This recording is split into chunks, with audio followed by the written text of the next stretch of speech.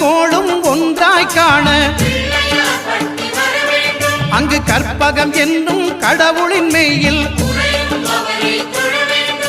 சூரியன் முதலாய் 9 கிரகமும் பலவித குணங்களை கொண்டிருக்கும் எங்கள் கற்பக தருவில் அவை வரும்போது ஒன்றாய் சேர்ந்து பலனளிக்கும்.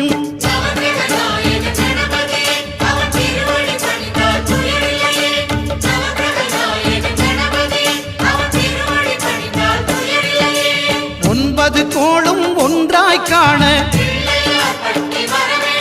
அங்கு கற்பகம் என்னும் கடவுளின் மெய்யில்